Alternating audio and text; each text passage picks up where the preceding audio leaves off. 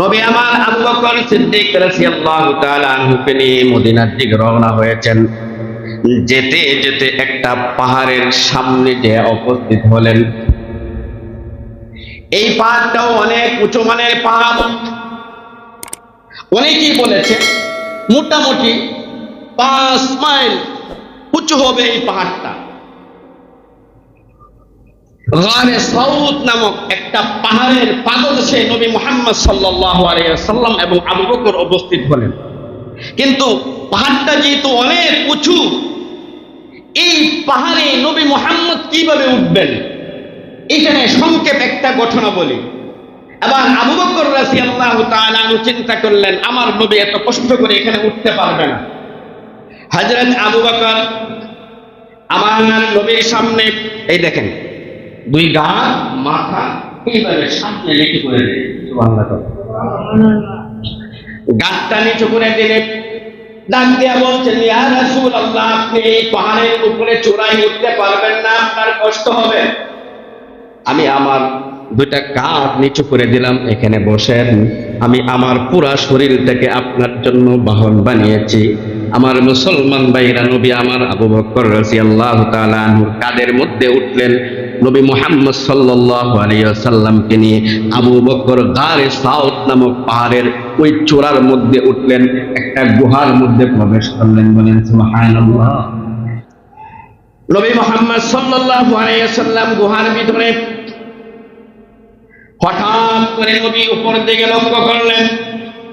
আবু বকর উপরের দিকে তাকালেন, তাকিয়ে দেখলেন মক্কার মুশরিকগুলো নবীকে খুঁজতে খুঁজতে এই পাহাড়ের গর্তের গুহার মুখের মধ্যে ঢুকে গেছে। হযরত আবু বকর একটু চিন্তিত। নবী আমার ডাক দিয়ে বলছেন, আবু বকর কেন চিন্তা করছো?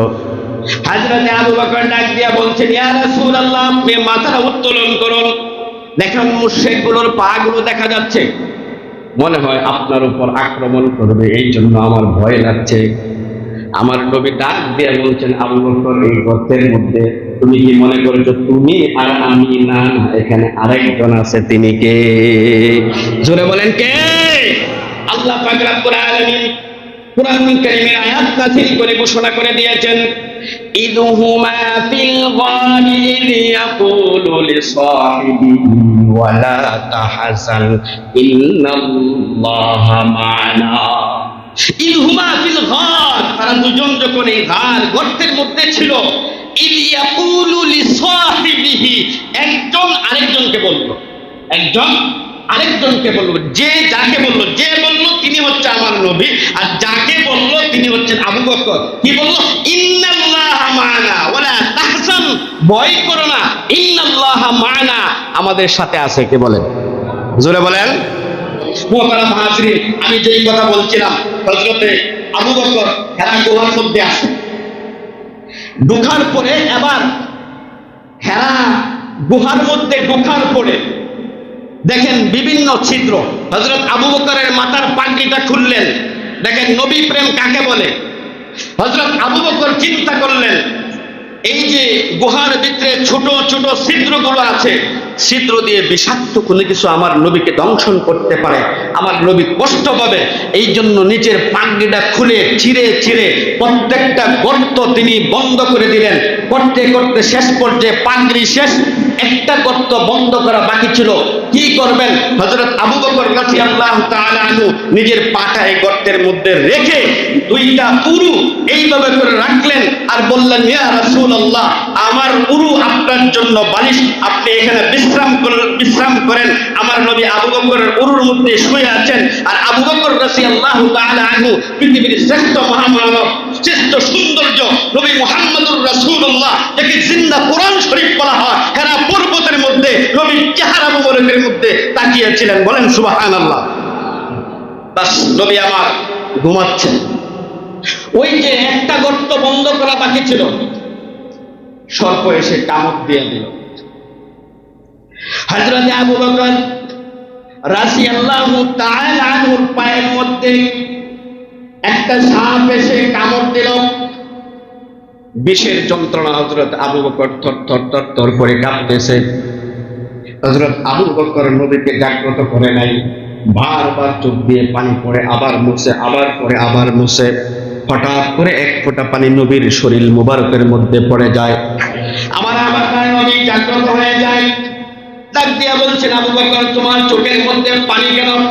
হযরত আবু বকর ডাক দিয়া বলছেন, ইয়া রাসূলুল্লাহ, ইয়া হাবিবাল্লাহ, আমি বুঝতে পেরেছিলাম কোন বিষাক্ত সাপ এটার ভিতরে আছে, এই জন্য গর্তগুলো পাকড়ি দিয়ে বন্ধ করেছিলাম।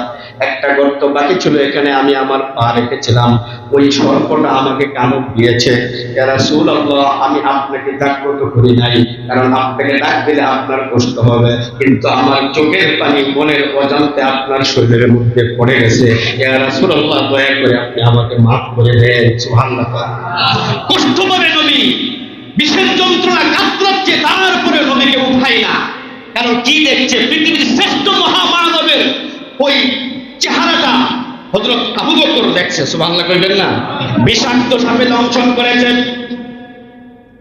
আল্লাহ নবী সাল্লাল্লাহু আলাইহি ওয়াসাল্লাম জাগ্রত হয়ে মুখের একটু লালা আবু বকর রাদিয়াল্লাহু তাআলা এই সাপের কাটা গর্তের মধ্যে লাগিয়ে দিলেন। সঙ্গে সঙ্গে আবু বকর ভালো হয়ে গেল। আমার নবী সাল্লাল্লাহু আলাইহি ওয়াসাল্লামের তুথু মুবারক ছিল পৃথিবীর শ্রেষ্ঠ অ্যান্টিবায়োটিক। জোরে বলুন সুবহানাল্লাহ। সাপের বিষ ভালো হয়ে গেছে। আমার নবী মুহাম্মদ সাল্লাল্লাহু আলাইহি ওয়াসাল্লাম ওই যে সাপে দংশন করেছে, নবী আবার সাপটাকে ডাক দিলেন, এইদিকে আসো, তুমি আবু বকরকে দংশন করলা কেন, কামড় দিলা কেন? সাপটা আবার ডাক দিয়ে বলছেন, ইয়া রাসূলুল্লাহ, আজকে থেকে 100 বছর আগে আমি একটা রাস্তা দিয়ে যাচ্ছিলাম, এক জায়গায় আলোচনা হচ্ছিল, এই আলোচনার মধ্যে আমি শুনেছিলাম 100 বছর পরে একজন নবী আসবে, যিনার নাম হচ্ছে মুহাম্মদ সাল্লাল্লাহু আলাইহি ওয়াসাল্লাম। এই নবী আবার এই হেরা গর্তের মধ্যে তিনি ঢুকবেন, এখানে বসবাস করবেন 3 দিন। আমি এটা শোনার পরে 100 বছর হয়েছে, আমি গর্তের আশপাশে আছি, আমি এখান থেকে কোথাও যাই না, এই ছিদ্রগুলো করেছি। যদি কোনো কারণে কোনো সময় ছিদ্রগুলো বন্ধ হয়ে যায়, একটা বন্ধ হয়ে গেলে আরেকটা দিয়ে আপনাকে দেখবে, সুবহানাল্লাহ, আরেকটা বন্ধ করে দিলে আরেকটা দিয়ে আপনাকে দেখবো। ইয়া রাসূলুল্লাহ, এইভাবে অনেকগুলো গর্ত করেছিলাম যারা আপনাকে দেখতে পারি, এই গর্তগুলো সে বন্ধ করার পরে একটা গর্ত বাকি রেখেছিল, এই গর্তের মধ্যে পা রেখেছে। কিন্তু আপনার প্রতি আমার যে প্রেম, আপনার প্রতি আমার যে টান, 100 বছর পর্যন্ত আপনাকে দেখার জন্য অপেক্ষা করতেছি, এই রাগে আপনার প্রেমের যন্ত্রণায় তাকে আমি দংশন করছি। সুবহানাল্লাহ। এই মুসলমান কি বুঝলেন? আমার নবী মুহাম্মদ সাল্লাল্লাহু আলাইহি ওয়াসাল্লাম শুধুমাত্র আমাদের জন্য নবী নয়, আমার নবী মুহাম্মদ সাল্লাল্লাহু আলাইহি ওয়াসাল্লাম গোটা পৃথিবীর সমস্ত সৃষ্ট জীবের জন্য নবী। মানুষের জন্য যেমন নবী, হাইওয়ান জানোয়ারের জন্য ঠিক যেই রকম ভাবে নবী। এই জন্যই তো আল্লাহ পাক রব্বুল আলামিন বলেন, ওয়া মা আরসালনাকা ইল্লা রাহমাতাল লিল আলামিন। আমার নবী গোটা জাহানের জন্য রহমত। সুবহানাল্লাহ।